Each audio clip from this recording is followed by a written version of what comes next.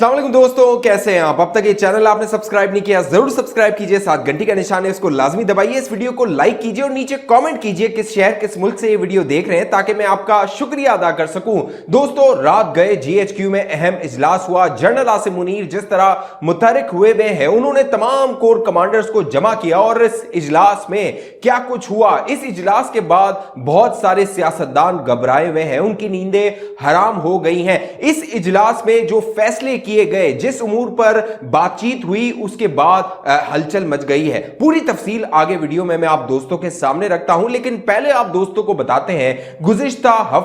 हफ्ता और इतवार के रोज जनरल आसिम मुनीर ने कारोबारी शख्सियात से जो मुलाकात की, उस मुलाकात के बाद दोस्तों अब परवेज खटक के करीबी जराए यह दावा कर रहे हैं कि परवेज खटक की रातों की नींदें हराम हो गई हैं। परवेज खटक की रातों की नींदें उड़ गई हैं क्योंकि गुमान यह किया जा रहा है कि परवेज खटक को यह लग रहा है कि जनरल आसिम मुनीर का जो डंडा चल रहा है वो उनके खिलाफ भी चल सकता है, क्योंकि यह खबर सामने आई थी कि जो कारोबारी शख्सियात से मुलाकात की जनरल आसिम मुनीर ने, इस मुलाकात में 4 सियासतदानों के नाम लिए थे और जनरल आसिम मुनीर का कहना था कि ये कहां थे, कहां पहुंच गए हैं। दिलचस्प बात यह है कि इन चारों सियासतदानों का ताल्लुक तहरीके इंसाफ से रहा है। अब ये तहरीके इंसाफ का हिस्सा नहीं है, लेकिन माजी में ये तहरीके इंसाफ के बड़े सरगर्म रहनुमा रहे हैं। इन 4 नामों में परवेज खटक का भी नाम शामिल था। अब परवेज खटक को यह परेशानी है क्योंकि वो तासुर ये दे रहे थे कि वो तहरीके इंसाफ से अलग होके जो उन्होंने नई जमात बनाई है, पाकिस्तान तहरीके इंसाफ पार्लियामेंटेरियन,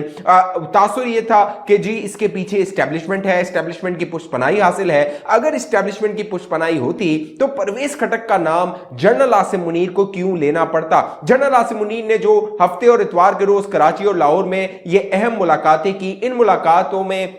जनरल आसिम मुनीर का कहना था कि जो तीनों बड़ी सियासी जमातें हैं, पाकिस्तान पीपल्स पार्टी, नून लीग, तहरीके इंसाफ, इन तीनों जमातों में जो रहनुमा है वो अच्छे भी हैं, ईमानदार भी हैं और करप्ट भी हैं। और ये कहते हुए उन्होंने 4 रहनुमाओं के नाम लिए, जिसमें परवेज खटक का नाम था, असद कैसर का नाम था, महमूद खान का नाम था और इमरान इस्माइल का नाम था। अब अहम बात यह है कि ये चारों जिनके नाम मंजर आम पर आए हैं, इनका ताल्लुक तहरीके इंसाफ से रहा है। गुज़िश्ता दिनों जो समा टीवी पे नदीम मलिक साहब हैं, उनके शो में मुख्तलिफ जो कारोबारी शख्सियात थे वो आए, उन्होंने बड़े बड़े इंकशाफात किए थे और उन्हीं इंटरव्यूज के बाद, उन्हीं इंकशाफात के बाद इन चारों के नाम मंजर आम पर आए थे। अब जो परवेज खटक के करीबी जराए हैं दोस्तों, वो ये दावा कर रहे हैं कि परवेज खटक ने इन कारोबारी शख्सियात से राब्ते शुरू कर दिए हैं और वो इस बात की तस्दीक करना चाह रहे हैं कि क्या जनरल आसिम मुनीर ने उनका नाम लिया भी है या नहीं लिया है, क्योंकि माजी में जो परवेज खटक है वो मुक्तदर हल्कों के बहुत करीब रहे हैं, बाकायदा वजीर दिफा वो रहे हैं। जनरल कमर जावेद बाजवा जब आर्मी चीफ थे वो उनके बहुत करीबी थे और जनरल कमर जावेद बाजवा कोई भी शिकवा शिकायत होती थी तो वो परवेज खटक के जरिए इमरान खान तक पहुंचाया करते थे। बाकायदा ये खबरें आती रही, ये दावे आते रहे कि जनरल कमर जावेद बाजवा इमरान खान को ये मशवरा दिया करते थे कि अगर आपको कोई अच्छा मशवरा चाहिए तो आपको चाहिए कि वो आप परवेज खटक से जरूर मशावरत करें। लेकिन इमरान खान परवेज खटक की एक नहीं सुनता था। अब बाकायदा इंटरव्यूज देकर परवेज खटक उन तमाम बातों का इजहार कर रहे हैं कि इमरान खान कितना जिद्दी था, वो एक बात भी नहीं मानता था और अपनी मर्जी चलाता था। अब मामला यह है कि जो परवेज खटक है उसने बड़ी उम्मीदें बांध ली थी और तासुर ये दिया था कि एस्टेब्लिशमेंट उनकी पुष्पनाई कर रही है, लिहाजा जो खैबर पख्तूनख्वा की हद तक सियासतदान है उन्हें चाहिए कि वो उनकी जमात में आ जाए और अगला जो इंतखाब है वो तहरीके इंसाफ पार्लियामेंटेरियंस के प्लेटफॉर्म से लड़ा जाए। जुलाई के महीने में जब ये नई जमात लॉन्च की गई, सामने आई, तो इसमें जो 2 शख्सियात मंजर आम पर आई थी जिन्होंने इस पार्टी का ऐलान किया था, उन दोनों के नाम के हवाले से यह बात सामने आ रही है कि जनरल आसिम मुनीर ने उनके नाम लिए हैं। परवेज खटक का भी नाम सामने आ रहा है उस 4 लोगों में और महमूद खान का भी नाम आ रहा है। महमूद खान इसलिए अहम है दोस्तों कि महमूद खान को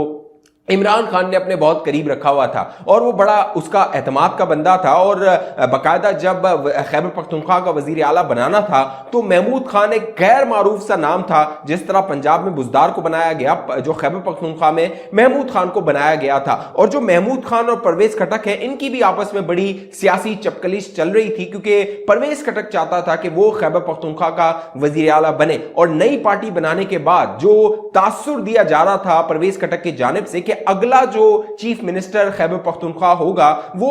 जो परवेज खटक है वो होंगे। लेकिन अब जनरल आसिम मुनीर के जो मंसूब किया जा रहा है बयान कि उन्होंने इन 4 लोगों के नाम लिए जिसमें परवेज खटक शामिल है, तो इसने परवेज खटक को परेशान कर दिया है, साथ साथ उन लोगों को भी परेशान कर दिया है जो परवेज खटक के साथ आए थे और उन्हें नजर आ रहा था कि पीछे हमारे एस्टैब्लिशमेंट होगी, फौज होगी, लिहाजा हमारा जो सियासी मुस्तकबिल है उसकी तो बल्ले बल्ले है। लेकिन अब इस बयान के बाद उनके भी कान खड़े हो गए हैं, क्योंकि जुलाई में जब यह पार्टी लॉन्च की गई थी तो बहुत सारे ऐसे सियासतदान थे जिनको गिरफ्तार किया जा रहा था, हिरासत में उन पर मुकदमे बनाए जा रहे थे और फिर जाके वो इस पार्टी का यानी परवेज खटक की पार्टी का हिस्सा बन रहे थे। लेकिन अब सवाल ये उठ गया है कि आया इस्टेब्लिशमेंट इन लोगों के पीछे थी भी या नहीं थी। साथ साथ जो अंदर के जराए हैं तहरीक इंसाफ पार्लियामेंटेरियन के, वो ये दावा कर रहे हैं कि इस बयान के बाद जो परवेज खटक के साथ जो लोग आकर मिले थे उनके कान भी खड़े हो गए कि अगले इंतखाब में अगर परवेज खटक को उससे पहले हिरासत में ले लिया जाता है, गिरफ्तार कर लिया जाता है,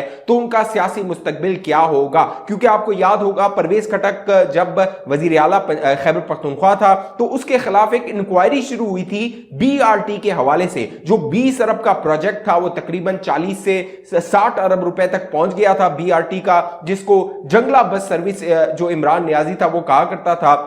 तो वो जो BRT की तहकीकात है वो FIA ने की, फिर नैब ने की, फिर जो साकिब निसार था साबिक चीफ जस्टिस उसने उस इंक्वायरी को रुकवा दिया था, उस पर मामला आगे नहीं बढ़ सका था। लेकिन वो जो मोटी फाइलें हैं जिसमें परवेज खटक पर इल्जाम लगता है कि तकरीबन मुबैना तौर पे 4 अरब की रिश्वत जो थी वो परवेज खटक को बतौर वजीर आला दी गई थी और उसमें से जो माल था वो इमरान खान को भी पहुंचाया गया था और दावा किया जाता है ये जो डील हुई थी ये मलेशिया में हुई थी। तो अब देखना है अगर वो फाइलें खुल जाती हैं और परवेज खटक हिरासत में आ जाता है तो वो जितना भी ख्वाब जो सजाया गया था एक नई पार्टी बनाकर नए मुस्तकबिल का, सियासी मुस्तकबिल का, वो चकनाचूर हो जाएगा। अब जनरल आसिम मुनीर जो उन्होंने मुलाकातें की, ये खबरें उन मुलाकातों के बाद आई, वो बहुत मुतहरिक हो गए हैं और एक्शन नजर आना शुरू हो गया है। बाकायदा डॉलर नीचे आ रहा है, जो तेल की स्मगलिंग है ईरान के रास्ते वो उस पर काबू पाया जा रहा है, जो चमन के रास्ते जो है वो स्मगलिंग हो रही है उसको जो है वो काबू पाने की कोशिश की जा रही है और जो